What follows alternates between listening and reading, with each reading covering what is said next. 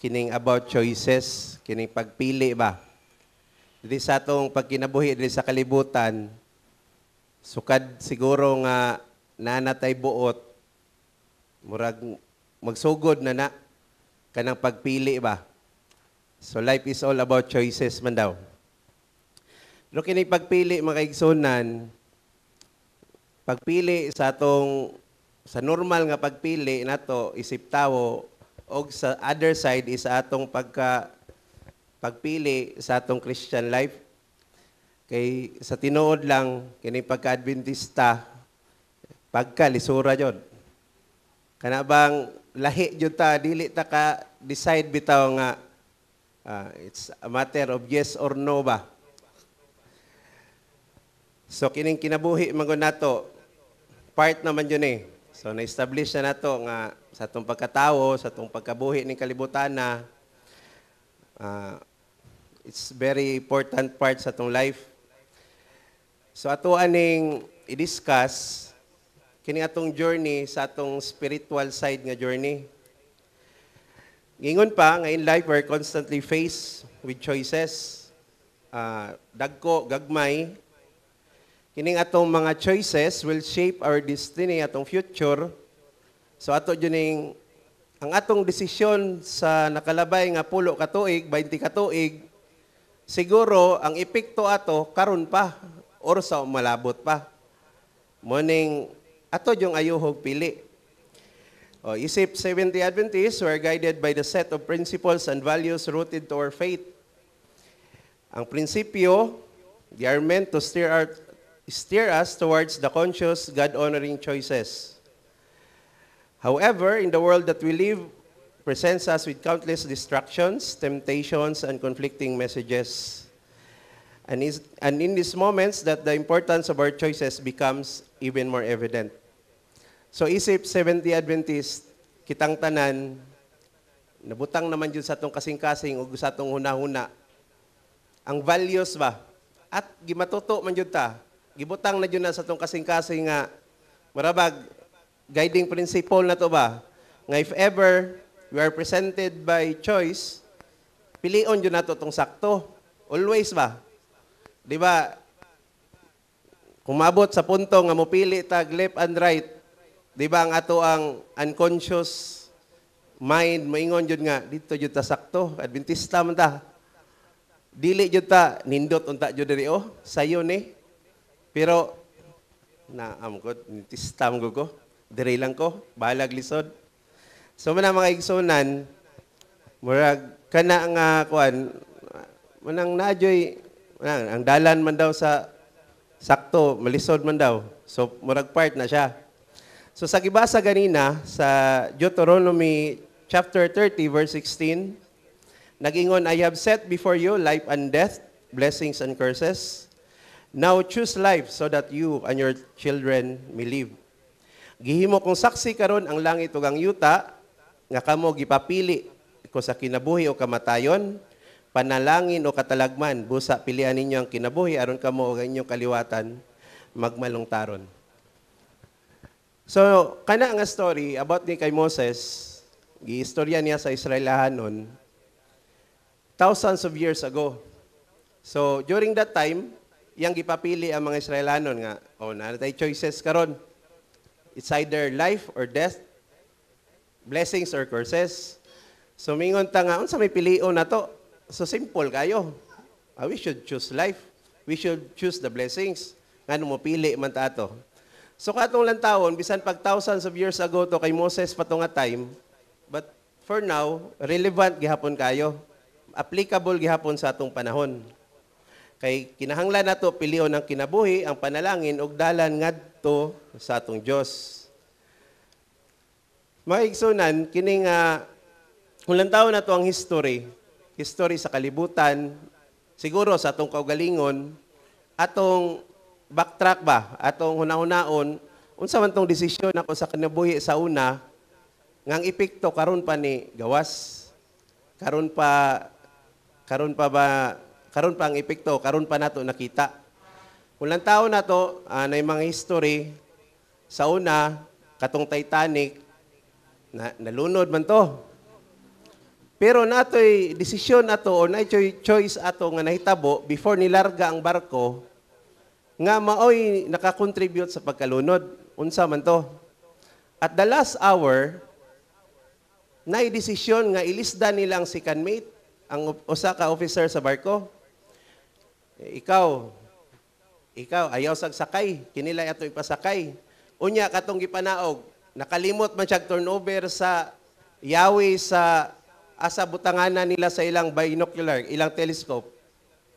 So mo to, pagkakita nila nga nay iceberg, wala na klaro. Nangita pa sila asa ang kuan, binocular. Unya, kay wala mayawi. Kay tungod atong last hour decision, nga ilisdan ang officer. So nabangga, nalunod sila. So, kana, simple nga kuan diri sa kalibutan, nga tungod anang mga desisyon na ba? So sa atong kaugalingon, atong balikon daw sa una, sa man akong desisyon sa una nga, munang nahitabo, nahimo kung ingon ani karon na ang epekto ba, karon pa. So nagingon nga, how do we make these choices? Kinsay, kung maabot ta sa punto, nga ang atong desisyon makapikto sa ubang tawo, mo na ibugat nga desisyon. Kay kung sa atong kaugalingon ra, okay ra ni, kay ako ra man eh. Pero if we make decisions, if we make choices nga maka-affect sa atong family, sa atong community, or maka-affect sa atoang church, kana mo na ibugat nga mga choices, mo na ibugat nga pagpili ba. How do we make those choices? How do we ensure that we are making decisions that align with our spiritual beliefs and values? Muna siya, makapangutan na ta, unsaon man yun ako pagdesisyon, unsaon man yun ako paghimo sa mga bugat nga desisyon. So nagingon nga, we should seek guidance, and we will rely on His decision.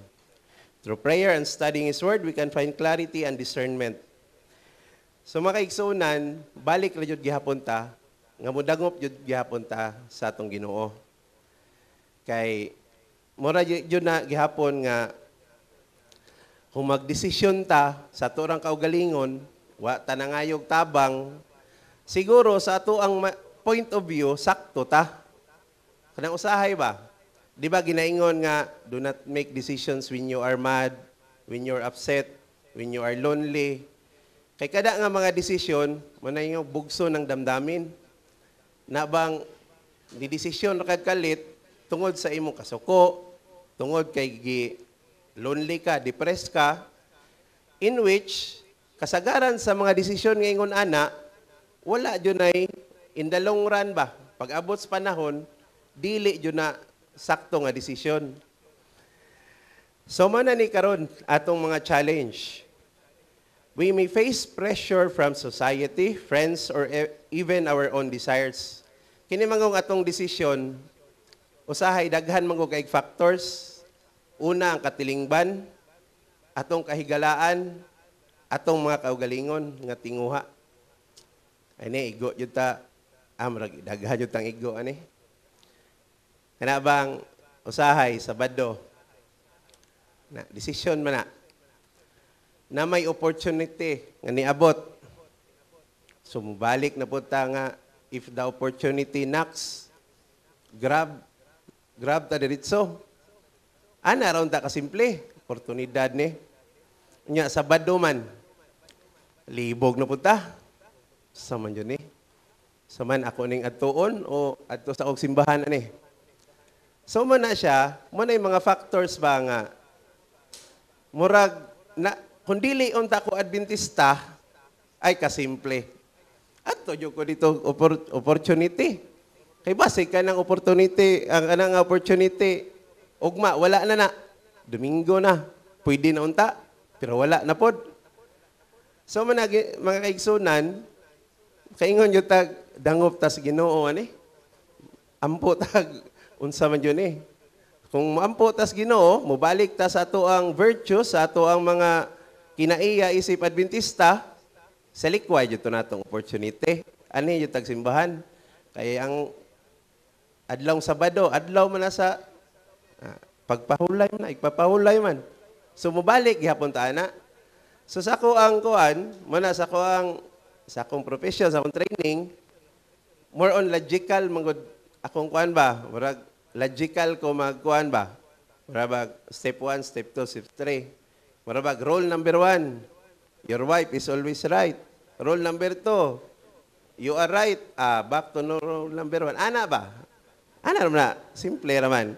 So sa ko apod, kung ana na atong basic as Adventist, rule number 1, walay kompromiso, there's no compromise. Saturday is a holiday. Adto jud tag church. Number 2, if opportunity comes. Number 3, ana, back to rule number 1. Wala gyapon to. So, sa ingon ana nga paagi mga igsuonan, mahimong masayon ang desisyon tungod kay nibalik man ta sa tuang murabag sa kuan pa. Mo naman yun ang virtue nga gitatak sa atong kasing-kasing sa atong pagka mo man yun ay kung sa kuan pa gipokpok man yun ta ana. Kung gabata ta gipokpok man yun ta ana sa atong mga lola, sa atong mga ginikanan. Ikaduha po mo pressure kining atong society. Ay go gyapon ni. Akong wife gyapon akong example ani kay iya maning kuan. Iya maning wali unta. Society na invitasyon. Oh. Maulaw man ko mudili. Nya Sabado man. Maulaw kana na pod. Kana mo clash of conflict na pod. So ana ba? Pressure ana kay galaan sa atong mga kabatanunan. Laag ta, natay outing. Ngay atuon dito, layo kayo, niindot kayong lugar. Sabado ra ba? Saman makuyog ko ani. So kana ang mga butang mga igsunan, malagi gihapon na. Balik jud gihapon ta, mubasa gihapon ta. Sa muadto jud ta mga itag wisdom guidance sa Ginoo. So sa mga stories sa choices nga bugat kay sa Bible, kini na jud sigurong story ni Abraham. Di ba nangandoy siya anak? Iyang asawa, na menopause na. Di nakaanak unta, pero gipanalanginan sila. So dito natawo ang iya yung gipangayo sa Ginoo. Nya, naunsa man pagkaunsaa, gi-challenge man siya, di ba? Years after their son is born, ningon ang Ginoo, imposible yung kay gipangayo sa Ginoo. Isakripisyo ang imong anak. Sa may gihimo ni Abraham. Dala pa din taon. Kay si Abraham, di ba, nagkinabuhi siya, nga grabe jud ang iyang pagtuog, faith sa Ginoo. So kita mga igsunan, tao man ta, tawhanon man ta, lisura siguro to, no? Abraham was prepared to be God, but in the last second, the angel of God told Abraham to stop. Gipapili ra day si Abraham. So, kung kulang siguro o kulag pagtuo, kulag baruganan, kulag faith, di jud siguro eh. Tamang igsunan tago siguro tanay, tago na to anak oy, gipangayo ko na to na. Unsa may punto ato? God gives us opportunities to show how much we trust Him. It might not be as shocking as what God asked Abraham to do, but He wants us to be faithful and trust, and we should trust God. Maybe you work hard for your whole life to build the company of your dreams, and God is asking you to set aside for a different career path. Maybe you dream of moving to a nice place, pero gusto sa Ginoo diri ra ka. God often prompts us to demonstrate how much we trust Him.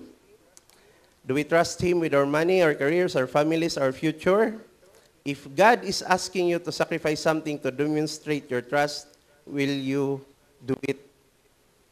So muna mga kaigsunan, kining ato ang pagkatawhanon, naman yun tayo mga pangandoy. Siyempre, gusto ko, money, muna.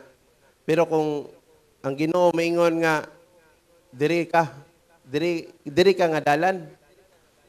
Pero sa atong pagkatawhanon, nganong diha man ko nga lisod man jud kay nang kinabuhi diri sa ko. So man na siya mga igsunan, if we are kumaabot ana sa crossroads of choices, madto na dayon ta sa kini, kuan kini. Proverbs 3:5-6. Trust in the Lord with all thy heart and lean not on your own understanding. In all your ways, submit to Him and He will make your path straight. So, kita day makaigsunan, in everything we presented ta sa choices, adto jud dayon ta sa Proverbs 3:5-6. We will only trust the Lord. Kay kita isip tawo, masalay punon man jud ta. Bisan pag bright kay ta, bisan pag nahurot na natong ka-bright, wa jud gyapon ta. Kay we are bound to make mistakes. Tao jud ta. Kay kung dili ta masayop, di na jud ta tao siguro. We are bound to make mistakes. So mabitaw na ingon nila nga mintras bata pa daw, especially sa mga students ng Batanon, sige lang mag-mistake. Himo lang mag-mistake para you will learn. Sakto ba na mga igsunan? Kaya naman na atong kuan usahay, ang ato ang reasoning ba? Ay tao man jud ta, masayop man jud ta. So sometimes himo nato ng excuse. Ay masayop man ang tao, musayop sa pagkobe, panalagsa. Dayon pagkaman, balik lang po ko kay human naman tong sayupa. Pero man na mga igsunan, musalig ta sa Ginoo sa tibok natong kasing-kasing ug ayaw pagsalig sa imong kaugalingong kaalam. Hinumdumi nga ang Ginoo sa tanan mong ginabuhat og tultulan kaniya sa hustong dalan. Mura na mga igsunan sa tuang pagkinabuhi diri sa kalibutan. Mo naman ay sa kinsa siguro labi na sa mga elders na to, sa mga hamtong na. Maybe kung atong balikan atong kuan, kinabuhi sa pagkabata na to, syempre bata pa ta, elementary days, wala pa siguro na nga atong decision making, dili pa siguro kay significant. But for the young people, ako ning i-share sa inyo ha, you should kanang maabot gani sa punto nga you have to choose. Una-una adyo ninyo permi. Mo man ni say pressure man ni sa pamilya, pressure sa mga lolo, lola. Kini lang pag-eskwela, unsay kurso. Mabitaw ng usahay, bisag sa kuha, di man jud ko ganahan. Kanang wala ba? Sa pag-high school pa, wala na sa akong mindset. Pero siguro sa atong mga batanon karon, you should set yourselves inyong mga kagalingon nga gusto jud ko nga pag-abot sa kon mao jud kini jud akong gusto. Kay makondisyon inyong una-huna nga inyo itong makabot. You prepare yourselves ba? So, karon kining ato ang sa ako apod, kaya kung ni decision ko ato, out of nindot siguro na kursuha. So pagkahuman, mag-eskwela, ni desisyon na po nga, diri sa ako mo trabaho. Pagkahuman, ni desisyon, mahawa ko, ngita sa kong laing trabaho. Then mo desisyon na po ka. Hantod, kung imong lantawon, imong desisyon atong gihatagan kag choice, kayong kanganong diri man ko ni Agi. What if, ni desisyon ko nga, dili ko ani nga kurso, kini ako siguro akong kinabuhi, lahi po siguro ang direksyon. Kaya ang atong kinabuhi karon, we are shaped, ang atong decision sa una will shape who we are, who we become, and how we impact the people around us. So man ang mga igsunan, na may story sa una, sa high school pa ko, di ko kalimot ningon among maestra, you study or you will die. Simple ra kayo. Saka mag-study mo o gusto mo mamatay. So, mo gihapon to, logic gihapon. Og di ka mag-study, di ka makapasar. Og di ka kapasar, di ka ka-graduate. Og di ka ka-graduate, di ka katrabaho. Og di ka katrabaho, di ka kasweldo. Og di ka kasweldo, wakay kwarta, di ka kakaon. Og di ka kakaon, patay. So, ano ba? So, katong panahon, nga nung di man ko mag-study, kung lang taon, sayon, mana. Dili ko mag-study, aram mo pasar ko. Pero, kung di mo lang taon, kato, dali ra, kaya ang katapusan, patay raman. Og di mo study, patay. Og di rin na po kapikas, mo study ko. Pag study na ko, ni pasar ko, ana po'y choices, unsan po'y kurso. Kurso, asa ko eskwela. Humag-eskwela, asa ko mo trabaho.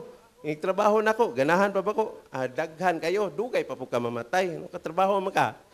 O dito ka di ka mag-study, dali ra. So it's kind of a joke, pero kung atong i-apply itong kinabuhi, so mo na siya. Our decisions today, inyong decision sa kinabuhi, if you are presented with decision, maabot mo sa crossroads, mga tag, we will seek guidance sa Ginoo. Lord, sa man ni Lord, asa man akong pilion ani. Especially sa kanang maabot na ka sa pagminyo. Kiniingon ra ba jud sila nga wala jud ra ba gi-ready para magminyo. Mayon ka nga ready nako magminyo nako. Question mark kinsa po imong minyoan. So dili jud siguro kana tag by faith na siya. So kana maabot ang time nga mayon ka nga magminyo nako. So ngayo gyapon tag mampo tas Ginoo, Lord, magminyo nako Lord. Tabangi ako nga mahimo ming successful sa mukan. Pag mo desisyon na kaana, you should be firm. Kay mamo naman na siya, it will shape who you are. Dayon, kanang who you become, dito pa na sa college pa na, imuha na ng desisyon sa kinabuhi o magtinarong ka. Kaya ang mga mindset ra ba karon, siguro kato mga 80s, 90s, early 90s nga mga na tao or mga 80s na tao, kung lang tao na to sa workplace karon, lahi ra jud kayo ang work ethics kaysa kini mga bagong tubo. Amo ning nabantayan. Kay kami nga mga idaran na idaran gamay, kung ingon trabaho jud, bahala na lagi kasab-an ta. Pero ang mindset, we have the goal to finish the job, humanon ang trabaho sa sakto, bahala na. Unya na ng kasaba. Kanang pagpangluod, unya na inigmahuman ang trabaho. But for mga young generations, among nabantayan sa workplace karon, kasabig ka usa.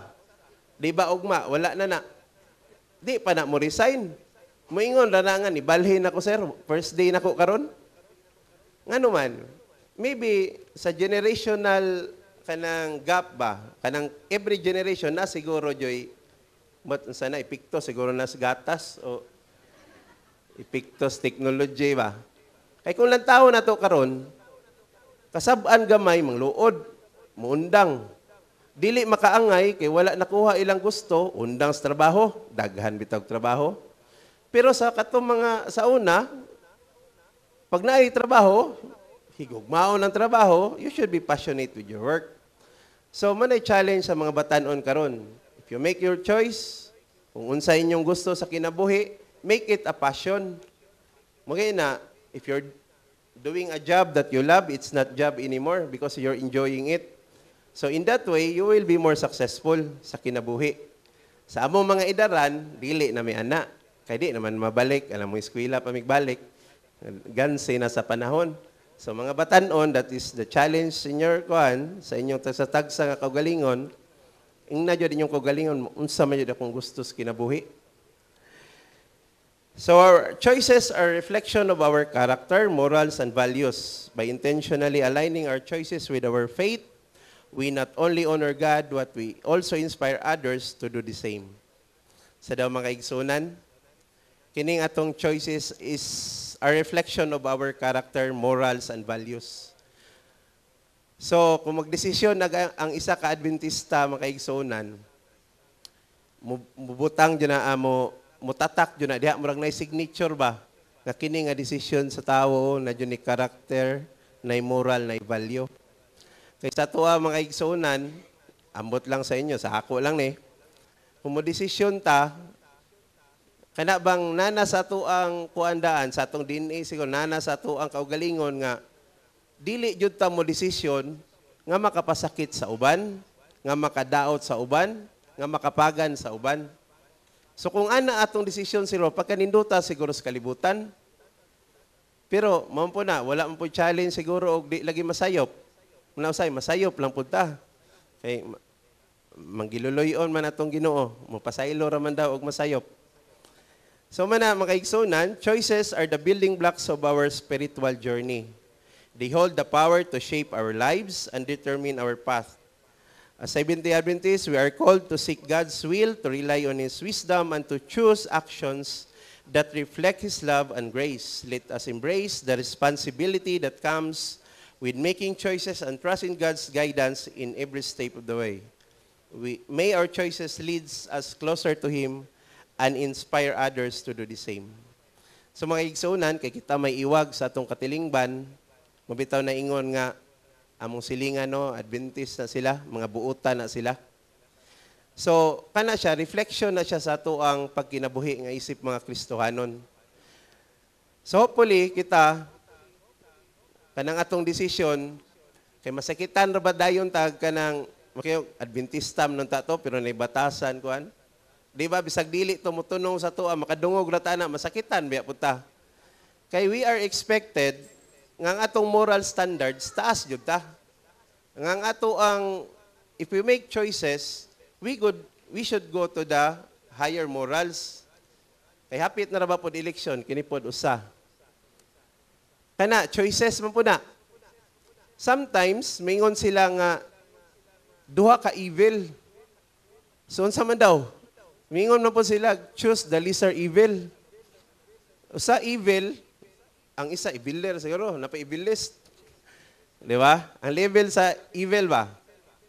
So, tanaw na tong society karon, mo lang man yun siguro.